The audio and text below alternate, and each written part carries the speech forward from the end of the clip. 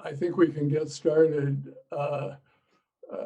Today's speaker is Professor Deborah Brautigam. She is a rare scholar, an expert both on China and on Africa. She's the world's leading scholar on economic relations between China and Africa. She's the Bernard L. Schwartz Professor of International Political Economy and Director of the International Development Program and the China-Africa Research Initiative at the Johns Hopkins School of Advanced International Studies. Among her many publications are 3 books, including in 2010, The Dragon's Gift, The Real Story of China and Africa, and in 2015, Will Africa Feed China? Professor Braudigam's insights have been based on a combination of punctilious research, on-the-ground experience, and a detective's instinct for what's likely to prove true or false. She has built the largest database on Chinese loans in Africa. Not long ago, everybody knew that China was buying up vast lands in Africa, effectively recolonizing parts of Africa. Based on her on-the-ground experience, that didn't seem to be true. So she did very painstaking research and showed that that common myth just wasn't true at all. More recently, a common meme has been that China is deliberately getting African countries deep into debt and then forcing them to trade that debt for ownership of local assets. That myth has been promoted by the Vice President of the United States, the Secretary of State, the Assistant Secretary, and many others, including scholars.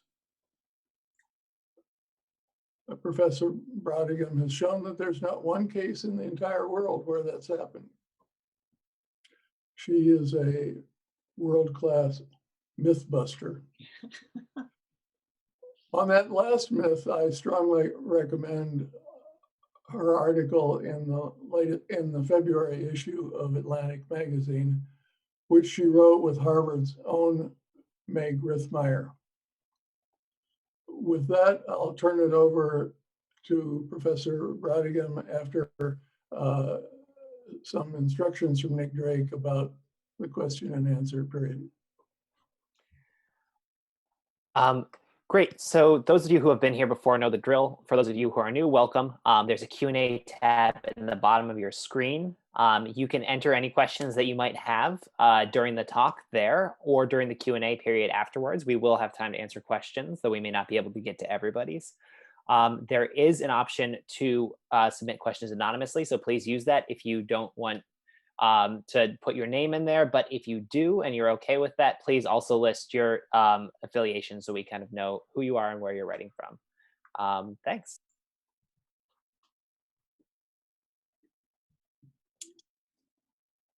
Should I start? Yes, please. All right. Thank you, Bill, for that kind introduction. I accepted your very last minute. I think it was in the middle of the afternoon yesterday when you invited me to give this talk, out of appreciation for you and for your work, and especially for the work and the life of Ezra Vogel, who headed this series and invited me my last visit here, whose passing leaves a hole in all of our hearts. So I dedicate this talk to him. If you've heard anything about Chinese overseas lending for the last few years, you've undoubtedly heard the term debt trap diplomacy, or you've seen a headline about China's secret or hidden loans. You may have read that Chinese banks are largely responsible for Africa's debt crisis by giving high interest loans that have to be refinanced every couple of years. All of these stories swirling around on the internet fit with a paradigm that we can call malign China. And on the other hand, you might have also read that China's Belt and Road Initiative is win-win, that debt write-offs are common, and that China is, as Forbes magazine said at one point, a free money machine. A Zambian economist told The Guardian, Chinese debt can easily be renegotiated, refinanced, or restructured. And China's Ministry of Foreign Affairs has been saying for years, China never presses countries in difficulties for debt repayment. So this is the paradigm of benign China. So as usual, the real story is somewhere in between. China's overseas lending in Africa in particular, which is the area that I'm mainly familiar with, presents substantial risks. And it can be lose-lose. Lending, investment, foreign aid delivered to very risky parts of the world is never guaranteed to succeed. It always faces the chance of a failed project, and the pandemic has exacerbated all of this. At the China-Africa Research Initiative that I had at SAIS at Johns Hopkins, we've been doing intensive forensic detective work, as Bill put it, research on China's overseas lending for well over a decade. And I want to take a minute here to show you our database on Chinese loans. So bear with me while I get this up. So here's a, first of all, benign and malign China slide, and then the loan data. So this is our database, Explore, and there it is. So this is, we have 1,076 loans, and as of 2018, we had 148 billion.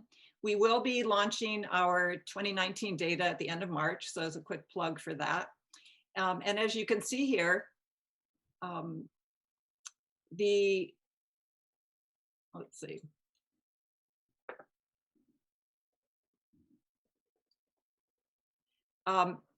We've got all of the different countries here. If you look at Sudan, for example, these are all the loans in Sudan, and we can flip over to see the projects over at this side. So that's just a little taste of what it is that we have here. So I'll come back to that.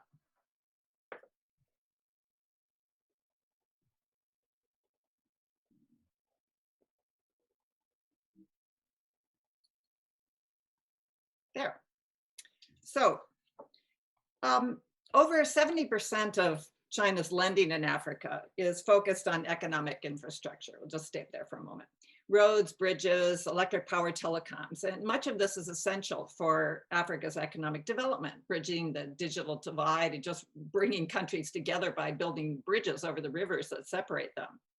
Africa makes up only 4% of China's 2.5 trillion export market, but it's over 30% of China's global construction market. So that's a substantial chunk. And as I mentioned, that some of the close to 1,000 projects in this database will be white elephants, and some will be failures. And furthermore, infrastructure, which makes up about 70% of Chinese lending, is notorious for corruption. Yet the evidence that we've analyzed on Chinese lending suggests that the fears about it are overblown. The level of vehemence is not matched by the evidence of malfeasance. So the focus of our research on Chinese debt relief right now is at two levels. The first is at how China, Beijing, and its multiple Chinese entities involved in lending overseas, how do they coordinate and negotiate debt relief in Beijing's distressed borrowers? And this involves analysis both of what's happening inside Beijing in this fragmented authoritarian system as it regards lending, and then also at the country level. So the work that Meg Rithmeyer and I were doing with Sri Lanka, work I'm doing on Zambia, research that we have ongoing on Angola, and so on. And the second part of our research is on how Chinese approaches to debt relief fit within the structures of global economic governance. And for example, the Paris Club, or the recent announcement of the G20 Common Framework on debt relief in debt distressed countries. This involves analysis at the global level. So it's how does China engage with others as part of that global set of rules, and formal and informal. And so we're doing interviews with Chinese actors, people at the World Bank, IMF, G20, and so on. I won't talk about that research in my talk today, but I could answer questions on it afterwards if you're interested. So let me now begin by telling two stories about that illustrate some of these dynamics. And the first one, some of you have no doubt heard. I tell this story all the time, but let me just go ahead and tell it one more time. So once upon a time, a large, very poor country just emerging from a period of intense conflict decided to focus on development.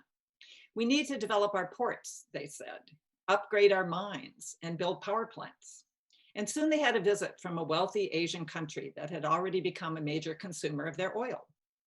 We'll give you a line of credit worth $10 billion, the Asians said. You can use this to pay for your infrastructure. Our world-class companies will build and maintain your ports, your railways, and your power plants, and you can repay us with your oil. So many people in this poor country were deeply concerned about this deal. They worried about borrowing so much, and they worried about losing their independence, but the deal was signed and soon the construction began. Now, as I've been speaking, I would hope that everybody at the Fairbank Center knows which two countries I'm talking about. And if this was a live audience, I'd be looking around to see like someone could put up a hand, but I can't even see the hands that could be going up while I'm sharing my screen. So I'll just ask you to think, which two countries you might be imagining there. And I hope at least some of you are thinking, oh, maybe it could be Angola or Nigeria or Sudan or something like that. But the little surprise here is that the poor country that we're talking about here was China. And the wealthy Asian neighbor that visited was Japan. And the time was the 1970s when China was emerging from a period of intense conflict, the Cultural Revolution. And China was not creditworthy. There's no way they could borrow for their major infrastructure projects. And they had a list of 100 of them that they wanted to do. And Japan was concerned about oil supplies. And so they used the oil coming from China and coal to secure the loans from Japan. And that was a win-win deal for both sides. So just like most of China's engagement in Africa today, this was not foreign aid. It was a commercial deal. It was a business proposition. And just like most of China's engagement in developing countries today, the lenders' companies would do the work. Japan would win by getting business years ahead of all the Western companies that were afraid to venture into communist China. And China would win by getting modern infrastructure that it was then unable to build. So the dark side of the close state-business relations of Japan's developmental state was the corruption of crony capitalism.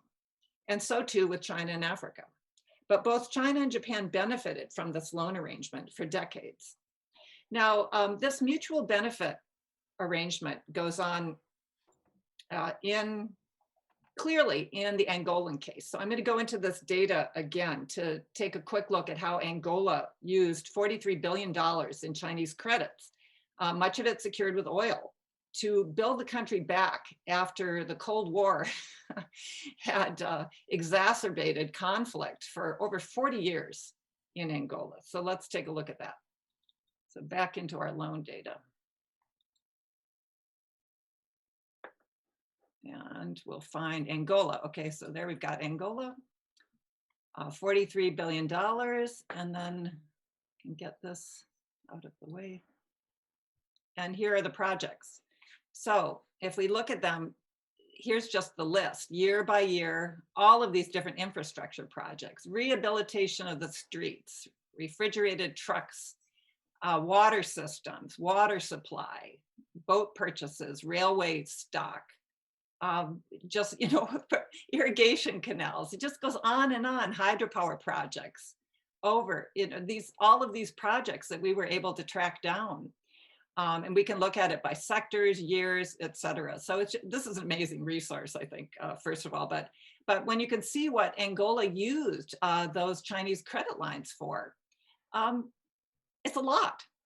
And it was helpful. It's been helpful. And so I think this is why many of China's borrowers consider this to have been not a bad deal for paying for their using their oil exports and pushing it into infrastructure projects that they might not have been able to do or might not have had the political will to carry out.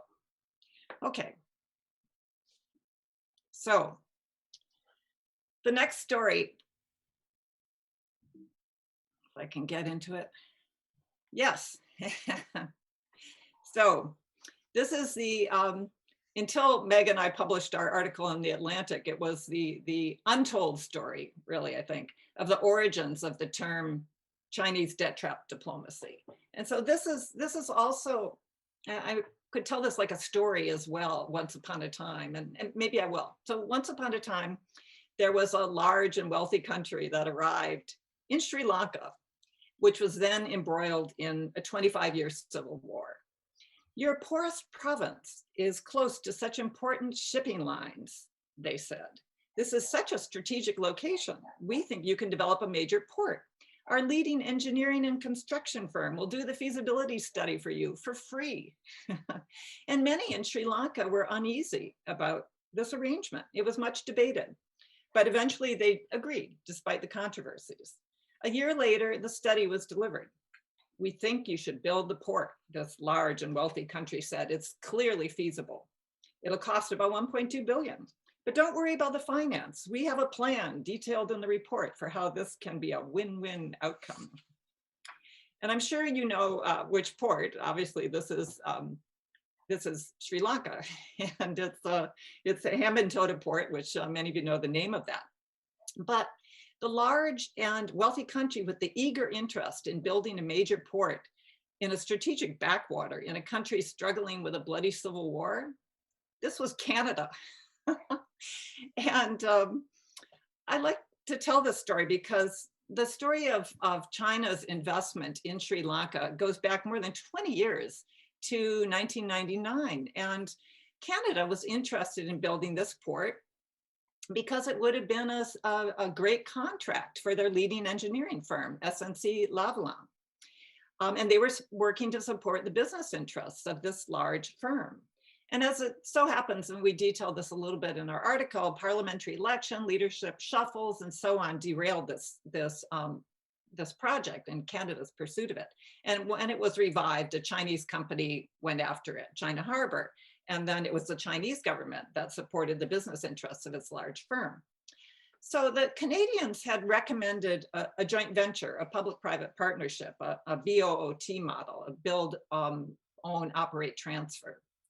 But Sri Lanka declined to do this. And despite having very little experience after the Chinese had financed the first stage of this harbor, they decided to run it themselves. And it didn't go well. So by 2017, after another election and a new government had come to power, they were facing a balance of payments crisis, which wasn't due to this port, but was due largely to the 40% of their debt, which was very expensive Euro bonds. They decided to follow the original Canadian plan and to create a public-private partnership for the port. They leased it to a new joint venture, which was headed by China Merchants Port. And I can go into more detail about this if you're interested.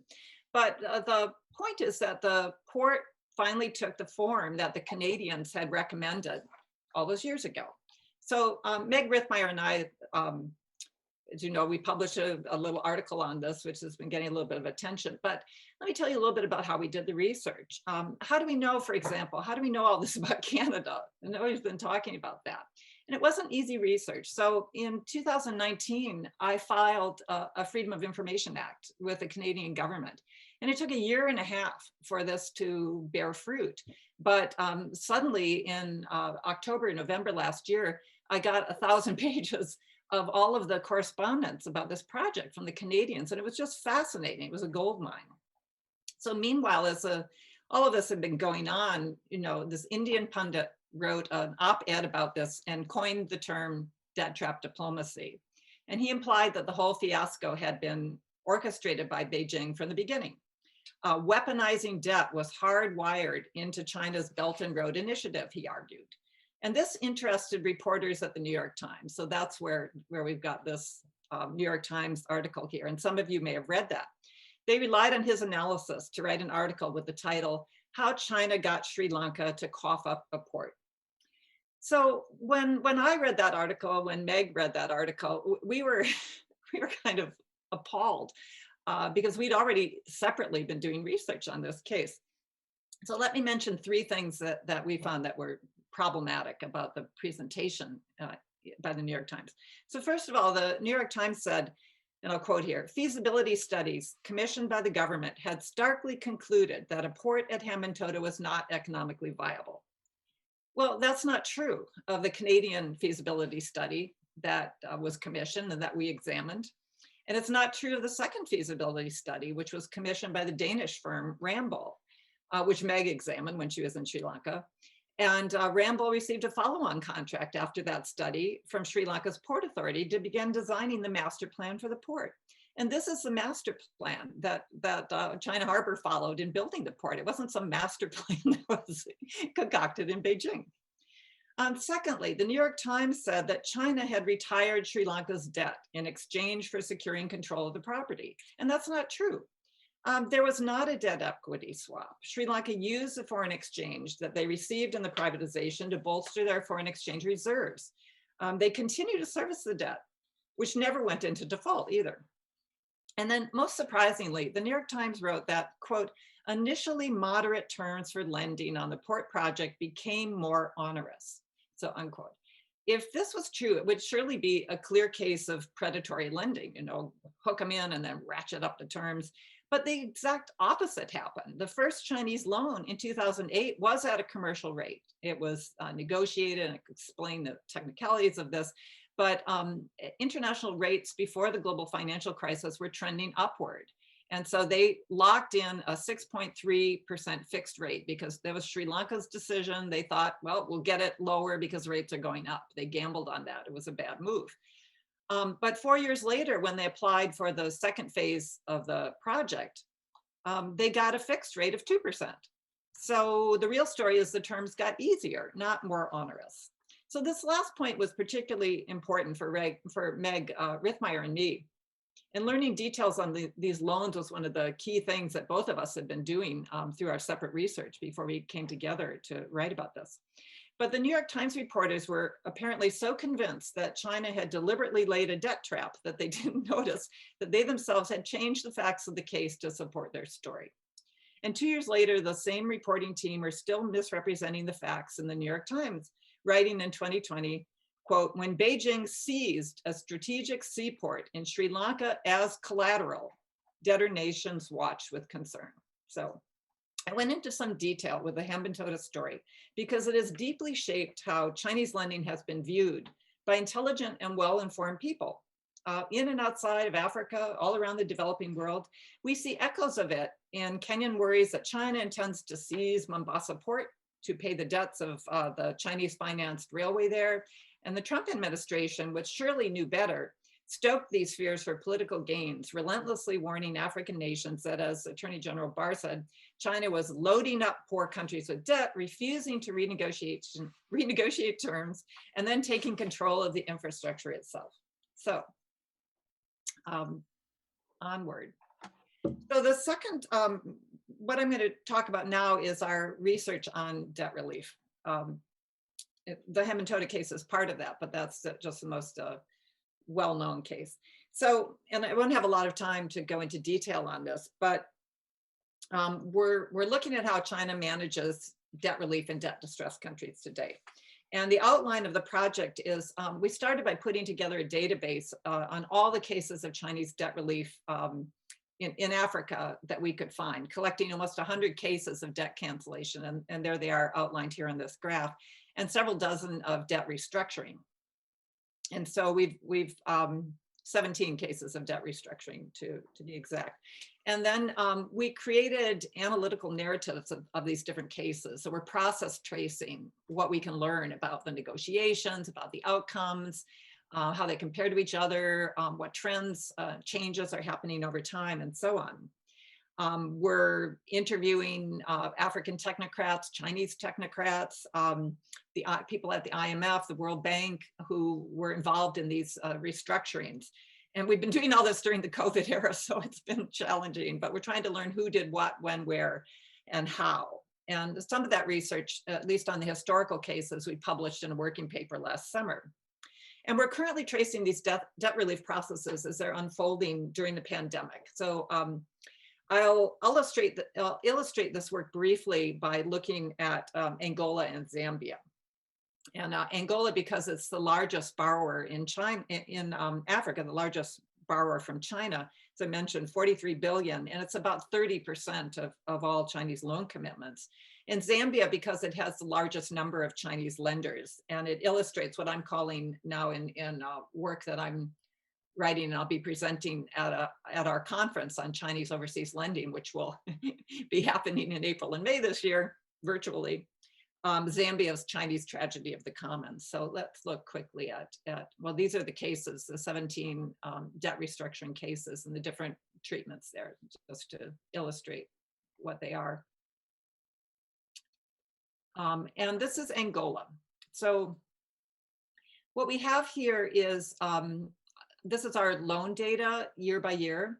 And here I've pulled out the red, pulled out the Angola loan. So you can see these trends here that since a high of 2013, which was the year that the Belt and Road Initiative was announced, Chinese lending, aside from the case of Angola, has been going down, flattening. And if you can see, there's 2018. So there's a downward trend. But that's not the case for Angola. So what's been happening in Angola? So let's look at the Angola case here. Oh, that's Zambia. Okay, there's Angola. So first of all, we've got here the oil prices. So you can see this is the price of oil here. And so during this earlier period, the Chinese lending is sort of gradually going up, and it's following, it dips down when the oil price dips down, and then it goes up again when the oil price is high, and then the oil price sinks and it dips down, except for this big year here. And so what we see happening in 2016 is the first example of how China managed the debt distress that was happening there. And that was through a recapitalization. And so China Development Bank signed a $10 billion line of credit, which recapitalized, which the Angolans used to recapitalize Sonangol, and then they paid off early some of Sonangol's debts, and some they took over to the central government. So that was what, a lot of negotiations that went on about that, and we don't have a lot of details about it, but that was a refinancing effort. And so it wasn't until later, and what's happening right now. So we've had this confirmed by the IMF just in January, that Angola is now the debt restructuring that's going on in the COVID era, that China Exim Bank, China Development Bank, and the Industrial and Commercial Bank of China have all completed debt restructuring negotiations in Angola. And Angola is getting almost $7 billion of debt relief over the next few years from these Chinese lenders. So, and we don't have a lot more details on that, but it's part of the research that we're doing. So the second example is Zambia. And Zambia has been interesting me since we first started this research. And the reason is that because if you can see in this graph here, oops. I don't know what you guys can see when I move this thing around here. There. So yeah, so this is the total Chinese loan commitments as a percent of 2018 gross national income along the y-axis here. And then along the bottom is external debt as a percent of gross national income. And so that's a common measure, how high is external debt? Usually rough rule of thumb is it shouldn't be over 60%. If it's in that 60% or higher, then that's a particularly debt in a problematic area. So we looked at, we laid the scatter plot out just to see with our data on Chinese loan commitments, where was it falling? And then we have countries currently in debt distress marked with red, and countries that were at high risk of debt distress in orange. And this was from 2018. So it's before the pandemic. And Zambia was an outlier. We understood Djibouti because it's such a tiny country. You know, there aren't even 1 million people there, and they borrowed for the railway, so it's a big chunk of their GDP. But they kind of had to do it because Ethiopia is the other part of that railway, and Ethiopia is landlocked. It has to go out through Djibouti, and so that relationship between Ethiopia and Djibouti is really the politics of that Djibouti loan there. Republic of Congo we can talk about that. That's another really interesting case. Angola was not in debt distress, or it wasn't considered by the IMF at that point. And so then there's Zambia. What was the story in Zambia? And so I've been digging into that because I find it interesting. And this is what I found out so far. One of the things in our database is that there are many Chinese lenders. And so this looks at the loan commitments. Just to give you an example, we have the Chinese government, which is orange. They're tiny, tiny, you can barely see it. And then Chinese companies that provide suppliers credits are in green here. Commercial banks, which would be like ICBC, Bank of China, there are a number of other commercial banks now operating in Africa. They're in the yellow. China Development Bank is in red, and then China Exim Bank, which is the kind of bread and butter lender, is in blue. That's the major. But there are a lot going on. And so I had this idea, well, what is happening in Zambia? So I asked my team to look at all the different lenders in Zambia. And this is what they found. This isn't a one-to-one picture, but we had 15 different Chinese lenders operating in Zambia. And so what I think this shows is, I'm calling it the tragedy of the commons, because all these different lenders are not being coordinated in Beijing. They're all fishing in the same pond. And clearly Zambia was not coordinating it well either. And so my paper is going to detail more about how this happened. But I think it's interesting. It's by far the largest number of Chinese creditors of any of our countries. The next closest is 10, and that's Angola. So another thing that's going on in Zambia is, I think, moral hazard. And if you look at this chart, you can see over on the left that Zambia had more debt canceled during the debt cancellation period than any other country. And so it could be that now Zambians have gotten used to having the Chinese cancel their debts. And so under the idea of moral hazard, as they feel as though it's happened before, it could quite likely happen again. And so they borrow more than would be prudent because they think they're insured, essentially, by their past experience of having the debt canceled. So that could be going on in Zambia as well. So in conclusion, let me just make a few points. I think if we relate back to what I said in the beginning about Japan and China, one of the things that I've noticed for many years since I've been watching all of this is that China is playing an East Asian game. In particular, they're learning from Japan. As Japan became a capital exporter in its Asian neighborhood, many of the ways that China engages overseas are very similar to how Japan went out in Southeast Asia. So that's an important thing. And that's not well understood by many people these days, surprisingly. And second, I think the West in general, people here in Washington, others, get a lot wrong about Chinese lending because very real concerns about over-exuberant Chinese capital outflows after 2008 and concerns about that and debt sustainability, which have been relayed by people at the IMF and others, they're now deeply intertwined with the geopolitics of the US-China conflict. And that's really unfortunate because it leads people not to inquire very deeply into what's going on. And I think we're only now beginning to do the hard research of deeply researching how Chinese capital operates overseas. And I'm delighted to be able to be here and speak with you a little bit about our research on that topic. Thank you. Thank you so much, Deborah.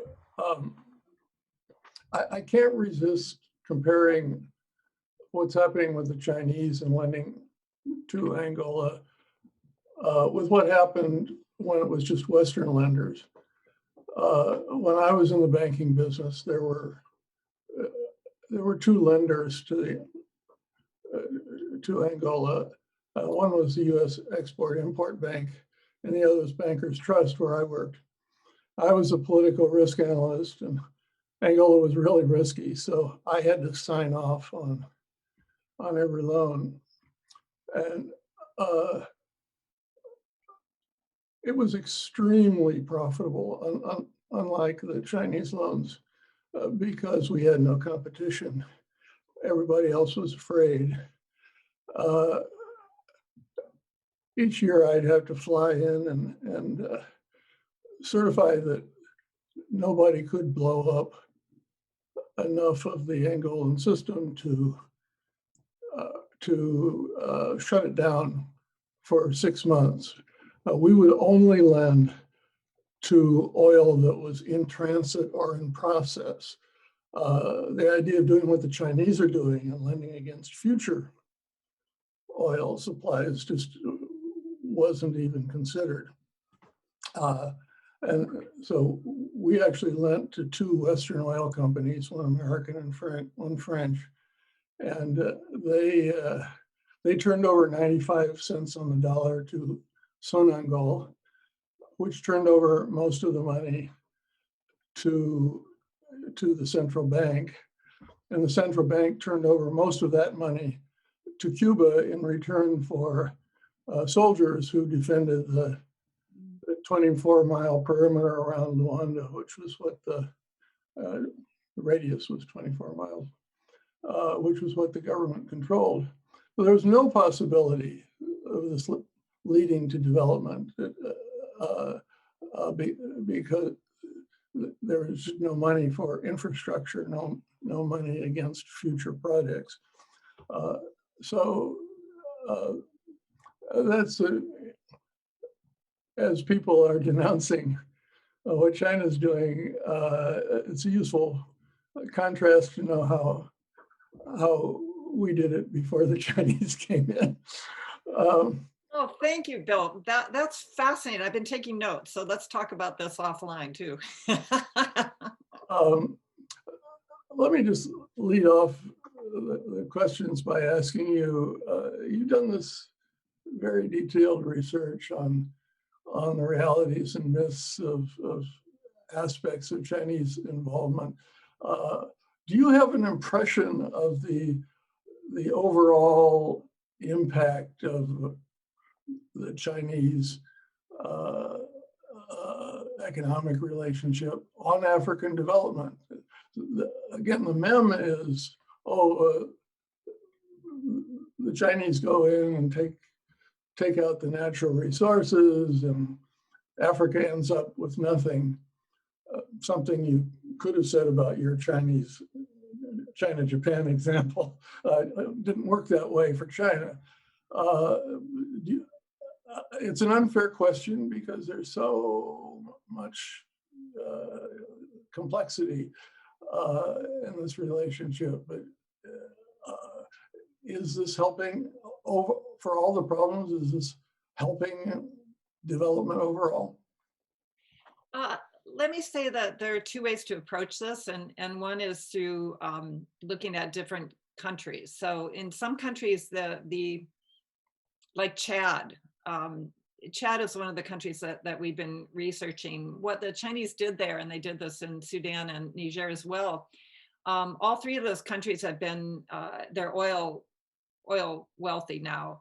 And they had been Chad, you might be familiar, the Chad-Cameroon pipeline. This was a big deal a couple of decades ago. The World Bank financed that, and they put all these restrictions on it to try to improve, to sort of force Chad to become better governed through this, which didn't work. And so eventually they ended up, and that was also oil secure. The World Bank had an escrow account in Europe that the Chadian oil was being put into to pay back the World Bank for that oil pipeline loan.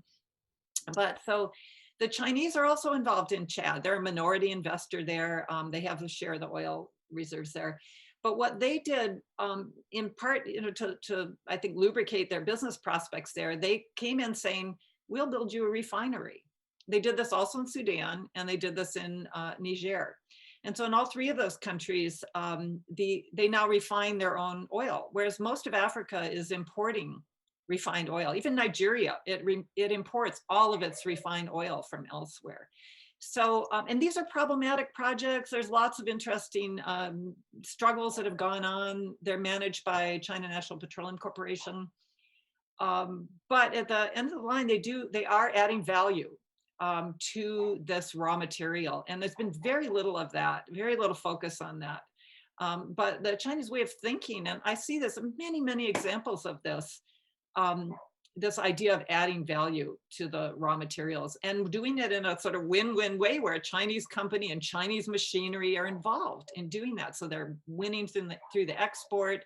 And it's not, I would say it's not out of altruism. It's like out of a sense that they have to be able to compete with Europe, not the US, because we're not really in there doing that, but to compete with Europe by offering something better. And I remember the Chinese ambassador once in Niger saying, he gave this example where he said, look, the French have been here for 40 years doing uranium mining.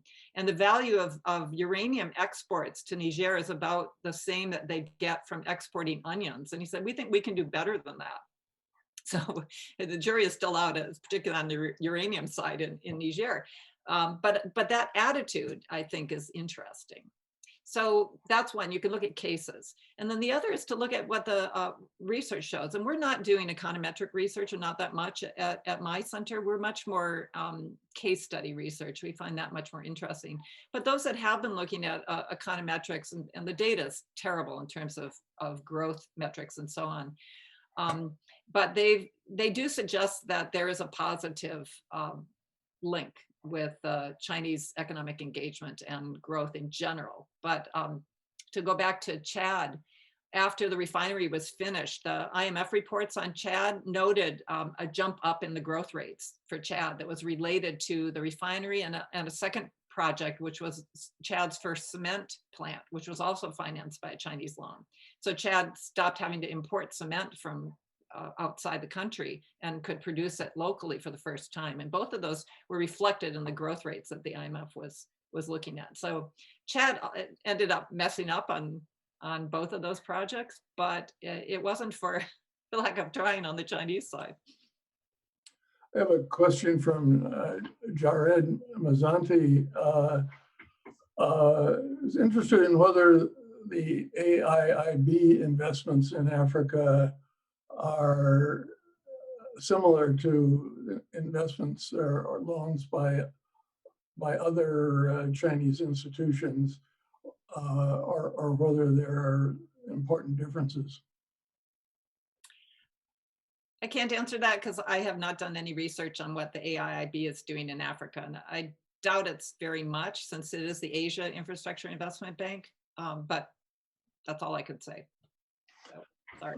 Wei Liang asks, do you see a different pattern of lending by China toward developing countries who have little or no natural resources compared with those that have strategic natural resources?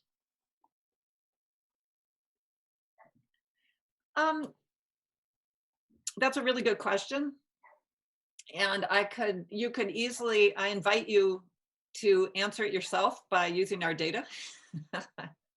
And then we can publish a policy brief by you.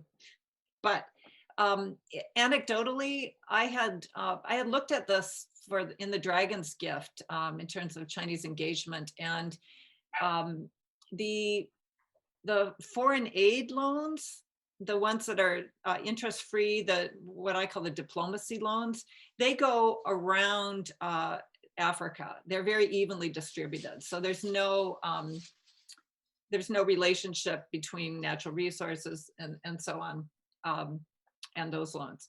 However, the other loans go to places that, in general, Zambia is a good example of where this doesn't work.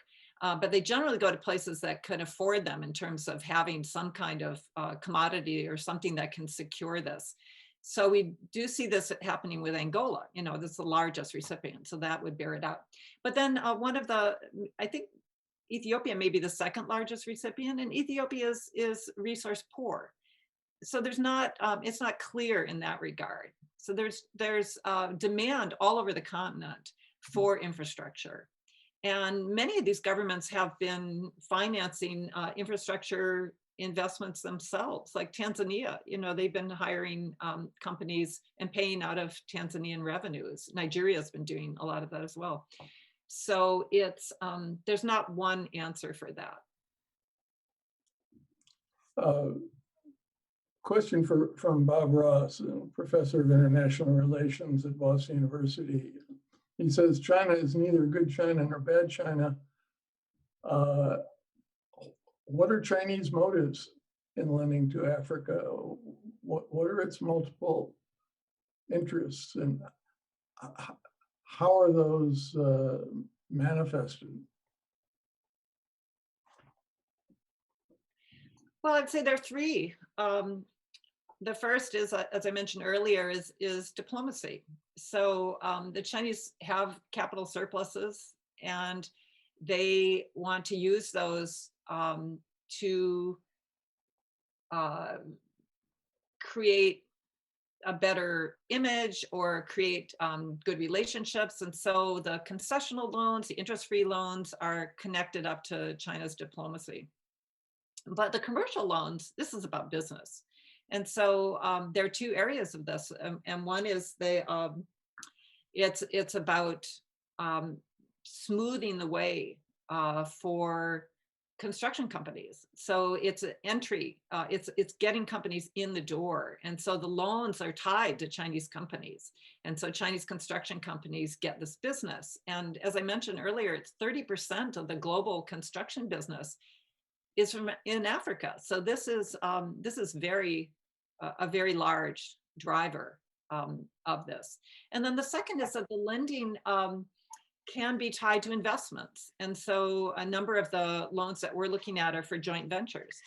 And so like the ones I mentioned in Niger and Chad for those productive projects. And so those are, and we've seen this in a number of countries as well. And we, just as a side note, one of the things that we're tracking right now is a shift, which has been going on, certainly in the rhetoric in China, the policy rhetoric, since at least 2015, if not earlier.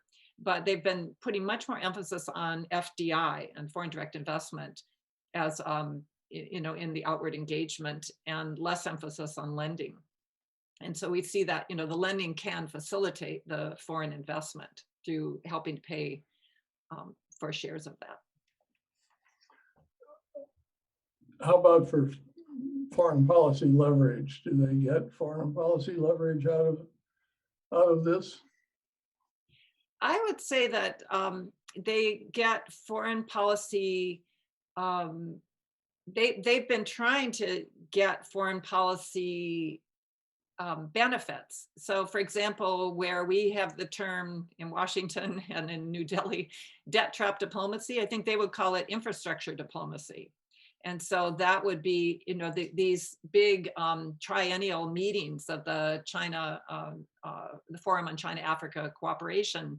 They're always announcing all of these areas that they're going to be doing engagement, all of these big lines of credit that will be offered to the continent, or like $20 billion here, $40 billion there, and so on, that over the next 3 years.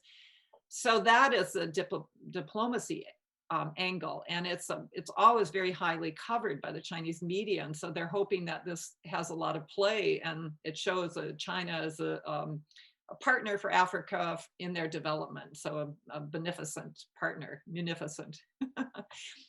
And then you're probably interested in things like Djibouti. Does the lending provide leverage? And I think the jury is out on that regard. I'm sure that lending, I would say that in what I've seen, it's much more of a carrot, that because they have the lending available, it would be dangled there for things like investments that they're interested in. And so that would be, we can look all the way back to the early days of Angola, when they first started negotiating the first credit line in 2000, which was signed in 2004. Chinese companies were also really interested in buying into the Angolan oil sector. And so these negotiations were all going on at the same time. But they're not dependent on that. the Chinese, in Ghana, for example, there's no Chinese capital going into the oil sector, but China Development Bank still offered very large lines of credit that Ghana could secure with oil exports, which are coming from Western companies, and because of the Chinese construction business that could be generated by that. So it's, I think that what I hear also in Beijing is that the idea that they could, you know, they feel very much on the left foot, or so they use an idiom. They feel very much when they're trying to negotiate debt reductions or debt relief in these countries, they don't feel like they're in the driving seat. You know, they feel very much like they don't really have a lot of options.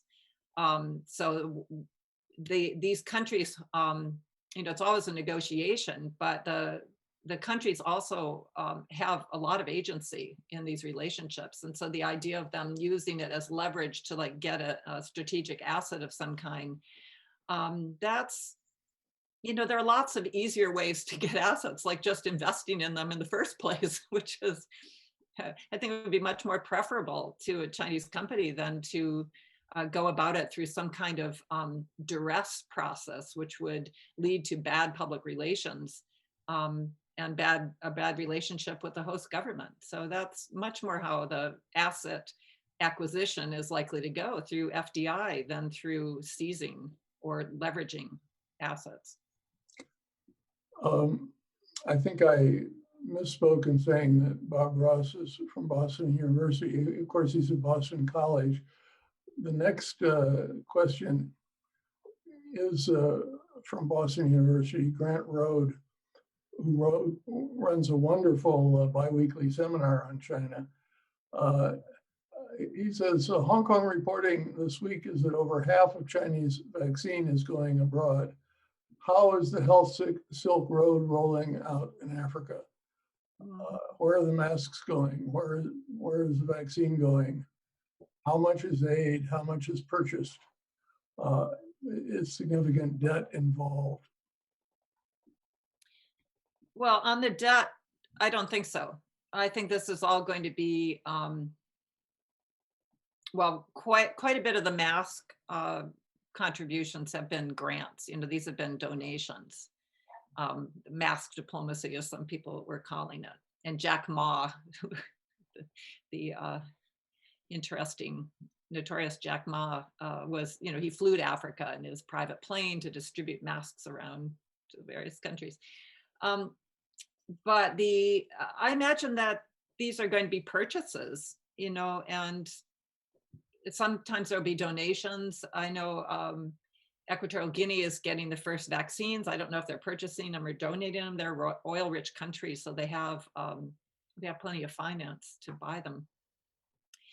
But that's just me rambling on because I don't really know that much about that topic. But we have in the Washington Post coming out in a week or so, we have a series of pages of op-eds in the monkey cage. And one of them is focused exactly on this, on the sort of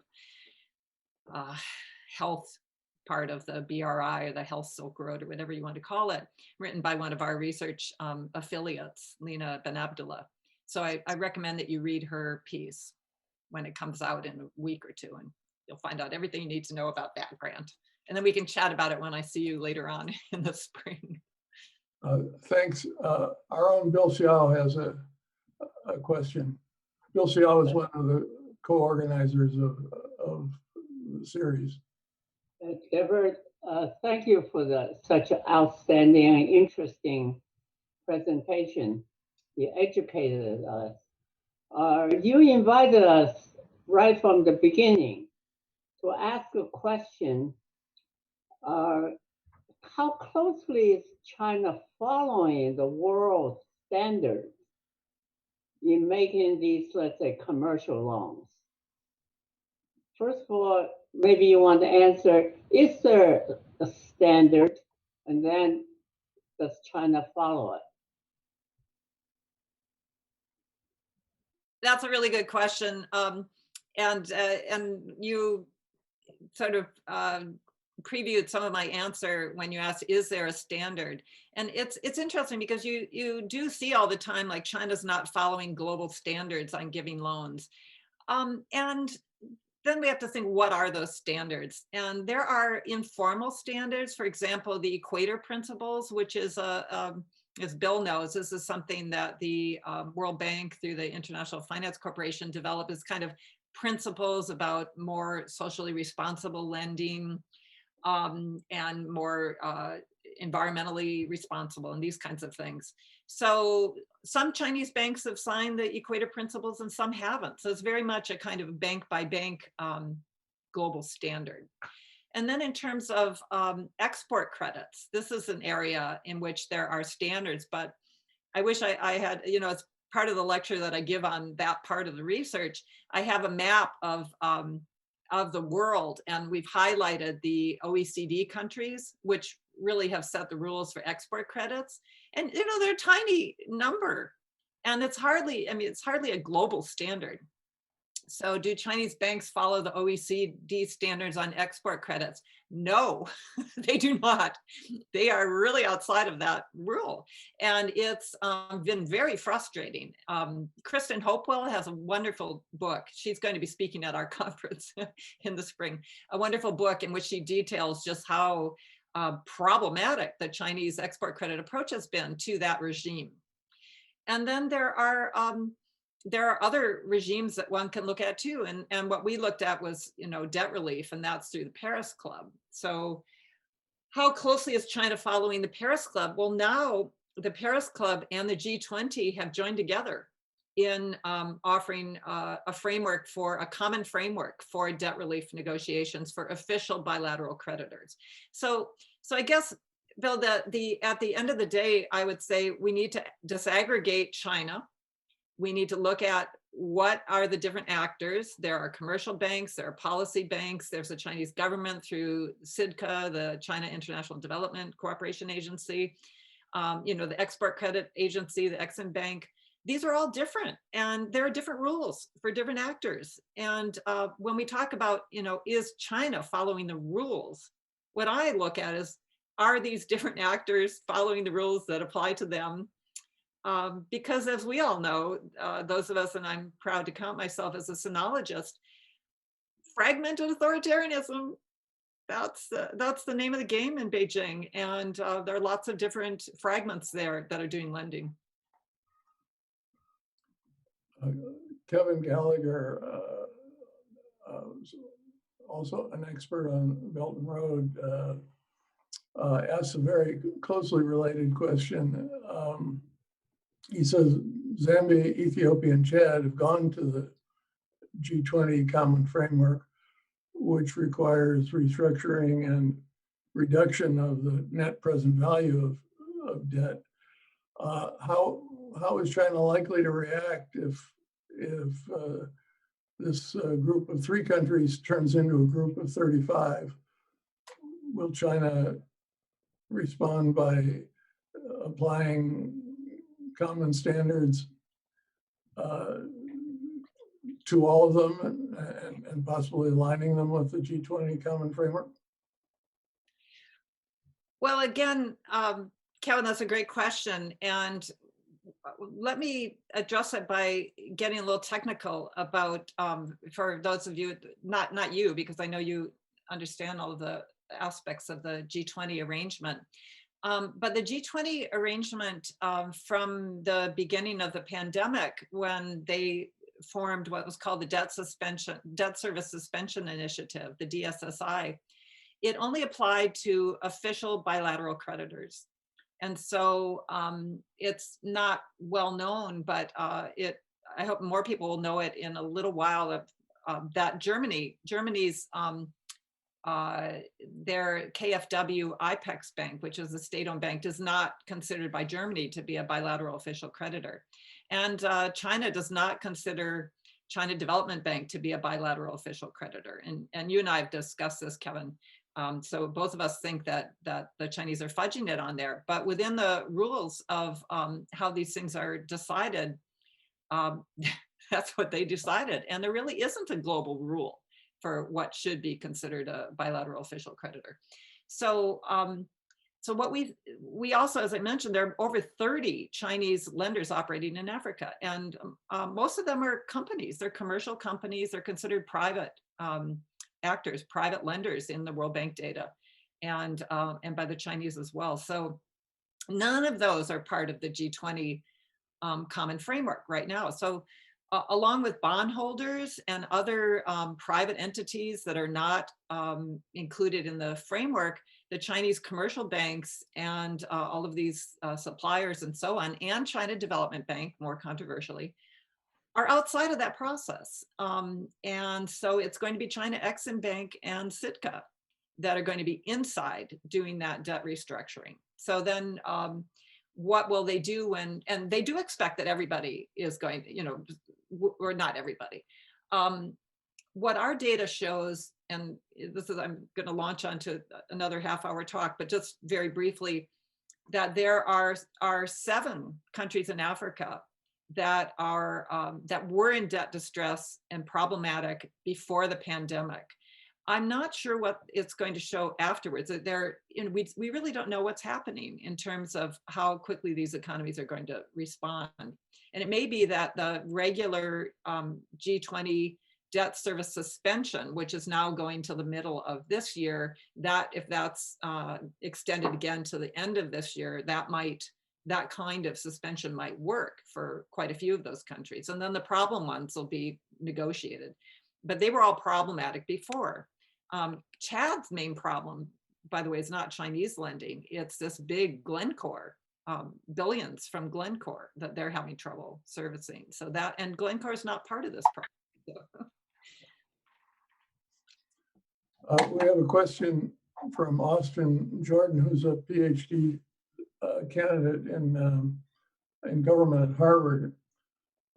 He asks whether there is any effort by the Chinese government to rein in lending by non-state firms, especially to Zambia, in order to control the unsustainable debt and the potential diplomatic consequences. That's a really good question. And it's one that that I really don't know the answer to in terms of hard evidence. You know, I haven't had any interviews in which I've actually asked that question. And so all I can tell you is what I see in the data. And we have been seeing more delegation to firms. So rather than reining them in. So it's been more firms are getting involved in providing finance. And that goes along, you know, they're doing it partly suppliers credits and then partly equity. So that there's been a much more of a mixing of the different kinds of finance in projects more recently. So that's, and that's something that we're exploring through another research project, which is looking at public-private partnerships and how those are being negotiated in Africa. But, and because they're negotiated by companies, just as in Sri Lanka, it was not sort of China, but China merchants that negotiated that investment. Charles Ray, who's a master's student at Boston University, says there are ongoing investigations about corruption in Sonangol. When Chinese lenders participated in Sonangol's recapitalization, were they unaware of the widespread corruption, or do they turn a blind eye to this kind of thing?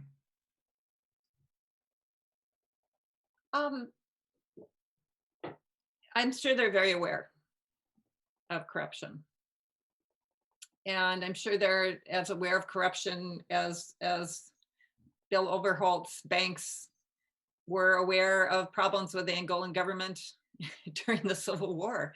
You know, the Angolan government has never been a probity, you know, kind of icon of probity.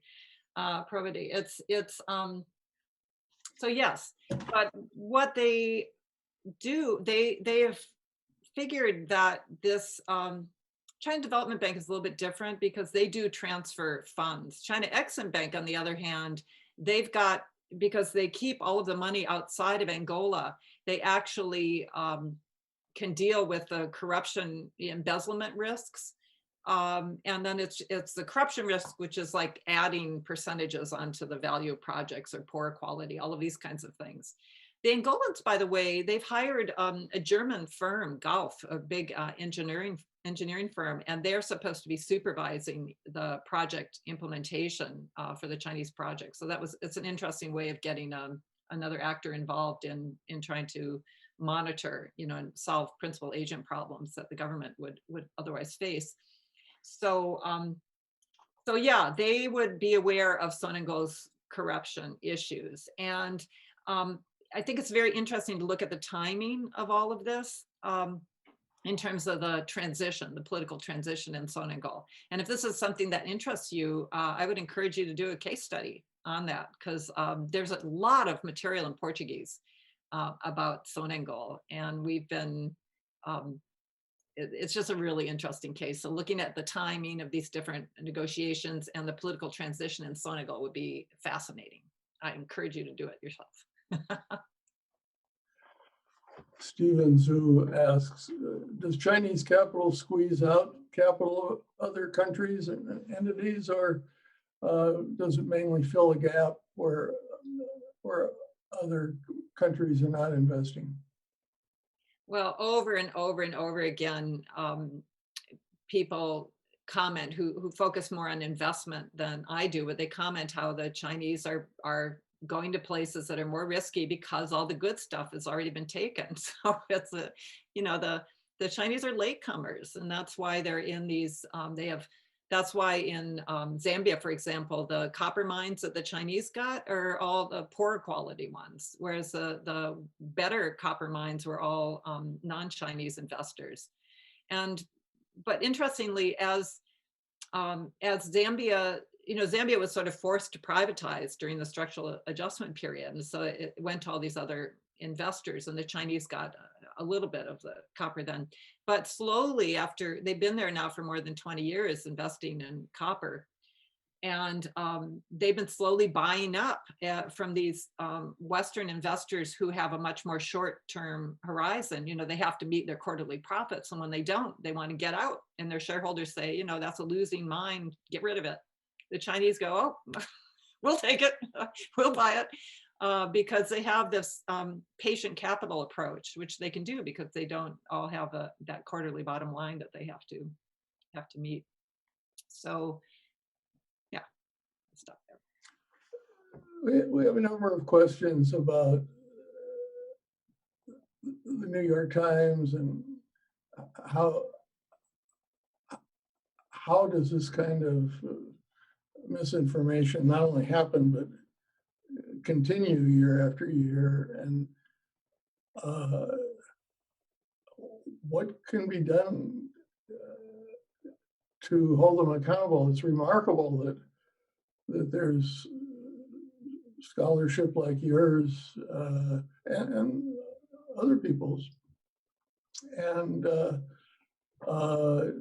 doesn't seem to connect with the myths in the media and the myths in parts of the U.S. government.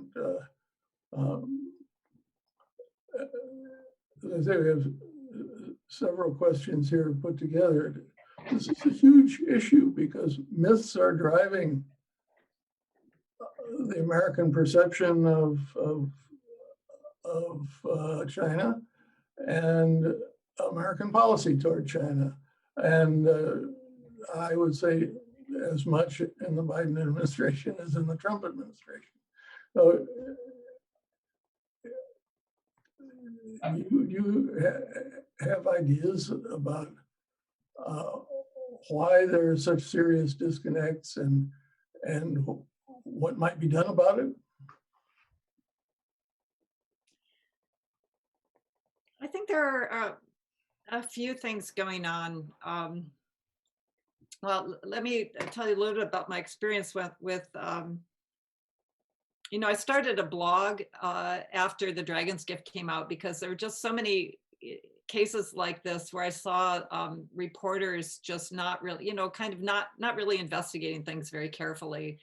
And so I would write about it on my blog, and they, like giving evidence and what I had seen and so on. So I did this like when The Economist was reporting and so on. And I have seen the reporting, not because of me, but just as people have learned, they've the reporting for the Financial Times and The Economist has gotten much, much better. When the second time that reporting team at the New York Times wrote, and they made those errors about Chinese lending, I thought, well, I could just, write about it on my blog, which I was tempted to just like hammer them, but I decided to email them. So I emailed them both.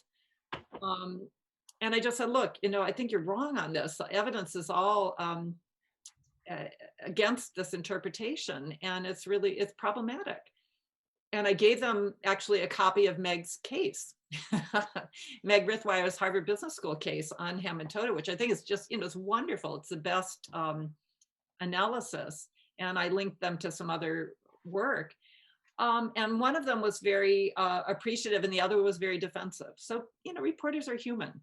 They, but I imagine that both of those reporters will write about Chinese lending a little more carefully next time they do it. So, there's that human side to it too. There's a kind of a wave of understanding that people jump on, and they're not experts, and they're busy. So there's that. And then the second thing just is that the security climate, for reasons in Beijing and reasons in Washington, has just gotten so grim. And related to that is the prism through which people with power view China now. And Bill, you've written about this, Bill Overholt, that it's this security prism and this military prism. And there's really not an understanding of the development side of things, the whole attraction of, and what the Chinese can offer as a development partner to those two other countries. And so in Washington, the whole focus on development, we used to have defense, development, and diplomacy. They're all part of how the State Department approached things. And now with the money anyways, like it's all defense. And so, the interests are kind of tied up in that. And the development voice is both not very well informed and small, weak. Thanks. We're running out of time. One participant asks for a link to the April conference. How do people connect with that, your April conference? Well, I'm at Johns Hopkins University, SAIS, and we will be putting out links to, we have a website, the China Africa Research Initiative. I can share my screen again, except I have so many different things up here now that I don't know what you'll share screen.